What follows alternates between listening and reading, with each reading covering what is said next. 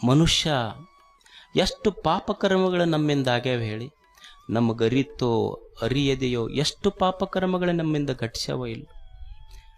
ನನ್ನಷ್ಟಕ್ಕೆ ನಾನು ಮೋಸ ಮಾಡಿಕೊಂಡಿದ್ದ ಸಾವಿರಾರು ಉದಾಹರಣೆಗಳುಂಟು.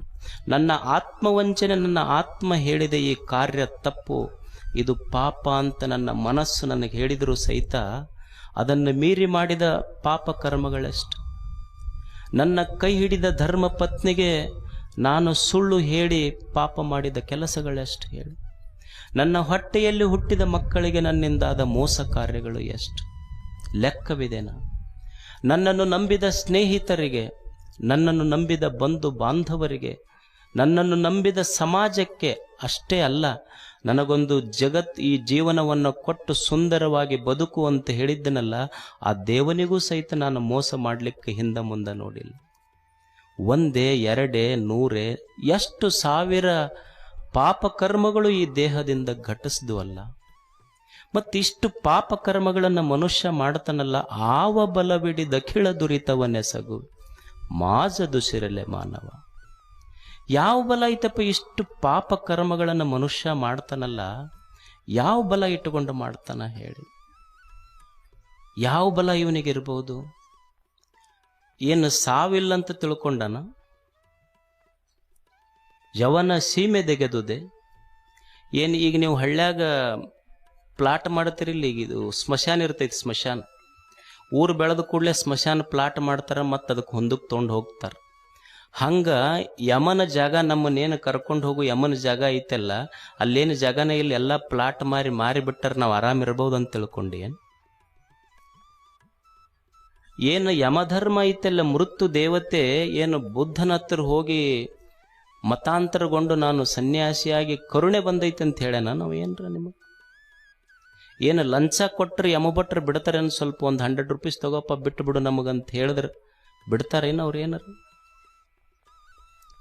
ಏನು ಕಾಲ ಐತೆಲ್ಲ, ನಿನಗೆ ಸೂರ್ಯ ಚಂದ್ರರು ಇರುವವರೆಗೂ ನಿನಗೆ ಬಿಟ್ಟು ಬಿಡ್ತೀವಪ್ಪ ನಾವು, ನಿನಗೆ ಕರ್ಕೊಂಡ ಹೋಗೋದಿಲ್ಲ ಅಂತ ಏನಾರ ನಿನಗೆ ಪ್ರಾಮಿಸ್ ಮಾಡಿ ಹೋಗ್ಯಾರನ ಅವರು? ಮರವೆಯೇ ಚಿತ್ರಗುಪ್ತರಿಗೆ. ಏನು ಚಿತ್ರಗುಪ್ತ ಅಂತ? ಚಿತ್ರಗುಪ್ತ ಕೇಳಿರಿಲ್ಲ ಇದನ್ನು? ಚಿತ್ರಗುಪ್ತರು. ಚಿತ್ರ ಅಂದ್ರೆ ಕಣ್ಣಿಗೆ ಕಂಡಿದ್ದ ಪಾಪ ಬರ್ಕೊಳ್ಳವ. ಗುಪ್ತ ಅಂದ್ರೆ ಮಂದಿಗೆ ಗೊತ್ತಾಗಿಲ್ಲ, ನನ್ನ ಮನಸ್ಸಿನಾಗ ಐತೆ ಅಂದ್ರೆ ಮನಸ್ಸಿನಾಗ ಮಾಡಿದ್ದ ಪಾಪಗಳನ್ನು ಬರ್ಕೊಳ್ಳೋನಿಗೆ ಗುಪ್ತ ಅಂತ ಕರೀತಾರೆ. ಎಲ್ಲ ಮಾಡಿರ್ತಾರಲ್ಲಿ. ಅಂದ್ರೆ ಏನು ಸೂರ್ಯ ಅವ್ರಿಗೇನು ಮರಿವಾಗೈತ, ಹೋಗಲಿ ಬಿಡು ಅಂತ ಬಿಟ್ಟಾರ.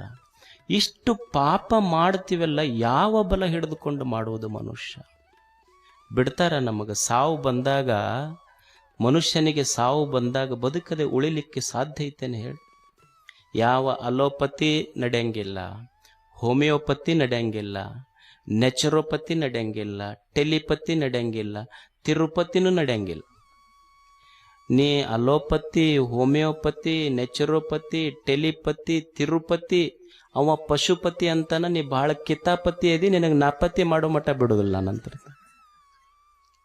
ಯಾವಾಗ ಸಾವು ಯಾರಾದ್ರೂ ಬಿಟ್ಟಿದೆ ಏನು? ಒಂದು ಕ್ಷಣ ನನ್ನ ಸಾವಿನ ಬಗ್ಗೆ ನನಗೆ ನೆನಪಿರ್ಬೇಕಲ್ಲ.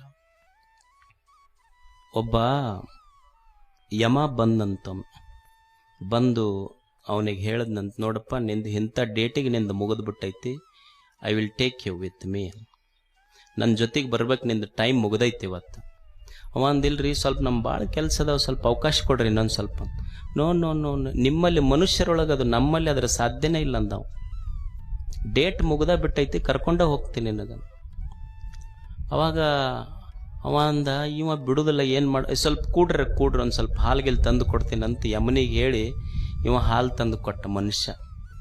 ಮತ್ತು ಮನುಷ್ಯರ ಬುದ್ಧಿ ಬಿಡುದಿಲ್ಲ. ಇವ ಹಂಗಾದ್ರೆ ಮಜಾ ಆಗೋದಿಲ್ಲ ಅಂತ ಯಮ ಒಂದು ಲಿಸ್ಟ್ ತೊಗೊಂಡು ಬಂದಿದ್ದ. ಈಗ ಲಿಸ್ಟ್ನ್ಯಾಗ ಫಸ್ಟ್ ನಿನ್ನ ಹೆಸರೈತಿ, ಮೊದಲು ನಿನ್ನ ಕರ್ಕೊಂಡ ಹೋಗ್ತೀನಿ ಅಂದವ. ಎಲ್ಲಿ ಕೂಡ್ರಿ ಅಂತ ಸ್ವಲ್ಪ ಕೂಡಿಸಿ ಒಳಗೆ ಹೋಗಿ ಒಂದು ಕಪ್ ಹಾಲು ತೊಗೊಂಡು ಅದ್ರಾಗ ಒಂದು 4 ನಿದ್ದೆ ಗುಳಿಗೆ ಹಾಕಿ ತಂದು ಕೊಟ್ಟ. ಅದು ಯಮ ಹಾಲು ಕುಡಿತಲ್ಲ, ಅದಕ್ಕೂ ನಿದ್ದೆ ಅಂದ್ರೆ ಗೊತ್ತಿದ್ದಿಲ್ಲ, ಮಸ್ತ್ ನಿದ್ದೆ ಹತ್ತವು. ಭೂಲೋಕದ ನಿದ್ದೆಗಳಿಗೆ ಮೊದಲ ಸ್ಟ್ರಾಂಗ್ ರೆಡಿ ಮಾಡಿದ್ರು, ಮನುಷ್ಯರಿಗೆ ನಿದ್ದೆ ಬರೋದಿಲ್ಲ ಅಂತೇಳಿ. ಅದಕ್ಕೆ ನಿದ್ದೆ ಹತ್ತದ ಕೂಡಲೇ ಅವ ಏನು ಮಾಡ್ದ, ಅವಂದೇನು ಫಸ್ಟ್ ಒಂದು ಲಿಸ್ಟ್ ಇತ್ತಲ್ಲ, ತೆಗೆದು ಲಾಸ್ಟಿಗಿಟ್ಟವ. ಇನ್ನೇನು ಲಾಸ್ಟ್ ಬರ್ಬೇಕಲ್ಲ ನಂದು ಹೆಸರು ಅಂತ. ಒಂದು ತಾಸು ಬಿಟ್ಟು ಯಮನಿಗೆ ಎಚ್ಚರ ಆಯ್ತು. ಎಚ್ಚರಾದ ಕೂಡಲೇ ಅವ ಅಂದ, ಎಷ್ಟು ಸಂತೋಷ ಆತಪ್ಪ, ನಿದ್ರೆ ಅನ್ನೋದ ಗೊತ್ತಿದ್ದಿದ್ದಿಲ್ಲ ನೋಡೋ ನನಗೆ, ಇಷ್ಟು ಚಲೋ ನಿದ್ರೆ ಕೊಟ್ಟಿಯಲ್ಲ, ಈಗ ನಿನಗೊಂದು ಉಪಕಾರ ಮಾಡ್ಬೋದು, ನಿನ್ನ ಹೆಸರು ಫಸ್ಟ್ ಇತ್ತಲ್ಲ ಅಲ್ಲಿಂದ ಬಿಡ್ತೀನಿ, ಈಗ ಲಾಸ್ಟಿನಿಂದ ತೊಗೊಂಡು ಹೋಗ್ತೀನಿ ನೋಡಿ ಈಗ ಅಂತಂದು. ಫಸ್ಟಿನಿಂದ ಬಿಡ್ತೀನಿ, ಲಾಸ್ಟಿನಿಂದ ತೊಗೊಂಡು ಹೋಗ್ತೀನಿ, ಬಿಟ್ಟೈತೇನೆ ಯಾರಿಗರ ಸಾವು. ಯಾವ ಬಲವಿಡಿದು ಅಖಿಳ ದುರಿತವನೇ, ಏನು ತಪ್ಪು ಮಾಡ್ತೀಯಲ್ಲ, ಏನು ಸಾವು ಬರುವುದಿಲ್ಲ ಅಂತ ತಿಳ್ಕೊಂಡು ಏನಪ್ಪ ಮನುಷ್ಯನೇ. ದೇವ್ರು ಇಂಥ ಒಂದು ಸುಂದರ ಆಯುಷ್ಯ ಕೊಟ್ಟಿದ್ನಲ್ಲ, ಬದುಕಬೇಕು ಹೆಂಗಿತ್ತು. ನೀವು ಈ ಹೆಸರು ಕೇಳಿರ್ಬೇಕು, ಈ ನೋಬೆಲ್ ಪ್ರೈಸ್ ಕೇಳಿರಿಲ್ಲ, ನೋಬೆಲ್ ಪ್ರೈಸ್. ಈ ನೋಬೆಲ್ ಪ್ರೈಸ್ ಸ್ಥಾಪಿಸಿದವನ ಹೆಸರು ಅಲ್ಫ್ರೆಡ್ ನೋಬೆಲ್ ಅಂತ. ಒಂದು ಘಟನಾ ಹೇಳ್ತಾರೆ. He was A Swedish chemist, Sweden ದೇಶದ ಕೆಮಿಸ್ಟ್ ಅವನು, ಅಲ್ಫ್ರೆಡ್ ನೋಬೆಲ್. ಏನಾಯಿತು ಅಂದರೆ, ಅವ ಡೈನಾಮೈಟ್ ಕಂಡಿಡ್ದ. ಡೈನಾಮೈಟ್, ಈ ಎಲ್ಲ ಬ್ಲಾಸ್ಟ್ ಗಿಸ್ಟ್ ಮಾಡ್ತಾರಲ್ಲ, ಆ ಡೈನಾಮೈಟ್ ಅವ ಕಂಡಿಡ್ದಿದ್ದು ಯಾವುದೋ ಒಂದು ಒಳ್ಳೆಯ ಉದ್ದೇಶಕ್ಕಾಗಿತ್ತು. ಅದನ್ನಾದರೂ ಯುದ್ಧಗಳಲ್ಲಿ ಬೆಳೆಸಕತ್ರು, ಎಕ್ಸ್ಪ್ಲೋಸಿವ್ ಆಗಿ. ನಾವು ಹಿಂಗೆ ಅಟಮ್ ಬಾಂಬ್ ಹಾರಿಸ್ದಾಗ ಅಂತೀವಲ್ಲ, ಎಕ್ಸ್ಪ್ಲೋಸಿವ್ ಆಗಿ ಬಳಸಕತ್ರು. ಆಶ್ಚರ್ಯ ಏನಂದ್ರೆ, ಈ ಅಲ್ಫ್ರೆಡ್ ನೋಬೆಲ್ ಏನು ಕಂಡು ಹಿಡಿದಂಥ ಡೈನಾಮೈಟ್ ಇತ್ತಲ್ಲ, ಅದನ್ನು ಸಿವಿಲ್ ವಾರ್, ಈ ನಾಗರಿಕ ಯುದ್ಧಗಳಲ್ಲಿ ಬಳಸಕತ್ರು. ಇದನ್ನು ಬಳಸುವುದರಿಂದ ಸಾವಿರಾರು ಜನ ಸಾಯಕತ್ರು. ಆದ್ರೆ ಪೆಟೆಂಟ್ ಇವನ ಹತ್ರ ಇತ್ತಲ್ಲ, ದುಡ್ಡು ಭಾಳ ಬರ್ತಿತ್ತು ಇವನಿಗೆ. ಒಂದು ದಿವಸ ಏನಾಯ್ತು ಅಂದ್ರೆ, ಇವ್ರ ಅಣ್ಣ, ಇವರ ಸಹೋದರ ಇದ್ದ ಲುಡ್ವಿಗ್, ಅವನ ಹೆಸರು, ಅವ ತೀರ್ಕೊಂಡ. ಆದರೆ ಹೆಂಗೋ ಪೇಪರ್ನವರಿಗೆ ಸುಳ್ಳು ಸುದ್ದಿ ಹೋಗಿ ಏನಾಯ್ತು ಅಂದ್ರೆ, ಅಲ್ಫ್ರೆಡ್ ನೋಬೆಲ್ಲ ತೀರ್ಕೊಂಡನ ಅಂತ ಸುದ್ದಿ ಮುಟ್ಟಿತು. ಪೇಪರ್ನ್ಯಾಗ ಏನು ಹೆಡ್ಲೈನ್ ಬರೆದ್ರು ಅಂದ್ರೆ, merchant of death Alfred Nobel died ಅಂತ. ಮರ್ಚೆಂಟ್ ಆಫ್ ಡೆತ್ ಡೈಡ್ ಅಂತ ಬರೆದ್ರು. ಅಂದ್ರೆ ಇವ ಏನು ಡೈನಾಮೈಟ್ ಕಂಡು ಹಿಡಿದಿದ್ದಕ್ಕೆ ಬಹಳ ಜನ ಸತ್ತಿದ್ರಲ್ಲ, ಪೇಪರ್ನೊಳಗೆ ಹೆಡ್ಲೈನ್ ಏನು ಬಂತು ಅಂದ್ರೆ, ಸಾವಿನ ವ್ಯಾಪಾರಿ ಸತ್ತ. ಯಾರು ಜನರು ಸಾವನ್ನ ವ್ಯಾಪಾರ ಮಾಡಿಕೊಂಡು ಬದುಕಿದ್ನಲ್ಲ, ಸಾವಿನ ವ್ಯಾಪಾರಿ ಸತ್ತ ಅಂತ ಹೆಡ್ಲೈನ್ ಬಂತು. ಹೆಡ್ಲೈನ್ ಬಂದ ಮೇಲೆ ಪೇಪರ್ ನೋಡ್ದ ಅವನಿಗೆ ಆಶ್ಚರ್ಯ. ನಾನು ಜೀವಂತಿದ್ದಾಗನೇ ನನಗೆ ಸಾವಿನ ವ್ಯಾಪಾರಿ ಅಂತ ಜಗತ್ತು ಗುರುತಿಸ್ತಲ್ಲ. ಅಲ್ಫ್ರೆಡ್ನಿಗೆ ಬಹಳ ಇದು ಮನಸ್ಸಿಗೆ ನಾಟಿತು. ನನ್ನಿಂದ ಬಹಳ ತಪ್ಪು ಘಟಿಸ್ತು ಅಂದವ. ನಾನು ಕಂಡು ಹಿಡಿದಿದ್ದೆ ಅದಕ್ಕೋ ಇರ್ಬೋದು, ಆದರೆ ಇದು ಬಹಳಷ್ಟು ಜನರ ಸಾವು ತಂತಲ್ಲ ಅಂತ ವಿವೇಕ ಮೂಡುತ್ತವನಿಗೆ. ಇನ್ನು ಹಿಂದೆ ಜೀವನದೊಳಗೆ ಏನು ತಪ್ಪು ಘಟಿಸ್ತು, ಇನ್ನು ಮುಂದೆ ನಾನು ತಪ್ಪು ಮಾಡಬಾರ್ದು ಅಂತ ನಿರ್ಣಯ ಮಾಡಿ, ತನಗೇನು ಸಂಪತ್ತು ಬಂದಿತ್ತಲ್ಲ, ಆ ಸಂಪತ್ತೆಲ್ಲ ನೋಬೆಲ್ ಪೀಸ್ ಪ್ರೈಸ್ ಅಂತಿಟ್ಟವು. ತನ್ನ ಸಂಪತ್ತೆಲ್ಲ ಒಂದು ಕಡೆ ಸಂಗ್ರಹ ಮಾಡಿಟ್ಟು ಬಂದು ಇಂಟ್ರೆಸ್ಟ್ನೊಳಗೆ ಇವತ್ತು ನೋಬೆಲ್ ಪೀಸ್ ಪ್ರೈಸ್ ಕೊಡ್ತಾರೆ. ನಿಮಗೆಲ್ಲ ಗೊತ್ತೈತಿಲ್ಲ, ನೋಬೆಲ್ ಪೀಸ್ ಪ್ರೈಸ್. ಇದನ್ನ ಯಾರು ಇಟ್ಟಿದ್ದು ಅಂದ್ರೆ ಅಲ್ಫ್ರೆಡ್ ನೋಬೆಲ್ ಇಟ್ಟಿತ್ತು.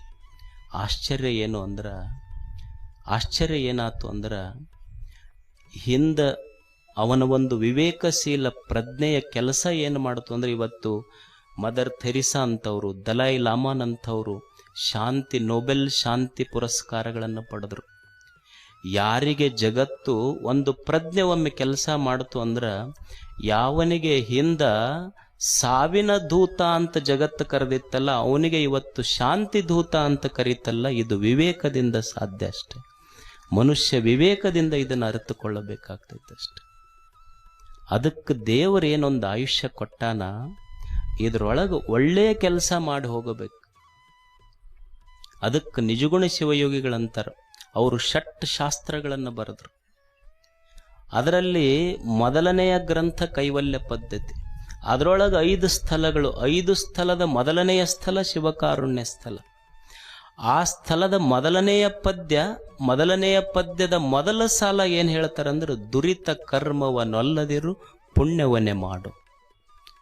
ನಿಮ್ಮಂಥವ್ರು ಬರೆದಿದ್ದಲ್ಲ, ಇದು ಮಹಾಜ್ಞಾನಿ ನಿಜಗುಣ ಶಿವಯೋಗಿ ಬರಿತನ, ದುರಿತ ಕರ್ಮವನ್ನೊಲ್ಲದಿರು ಪುಣ್ಯವನ್ನೇ ಮಾಡು.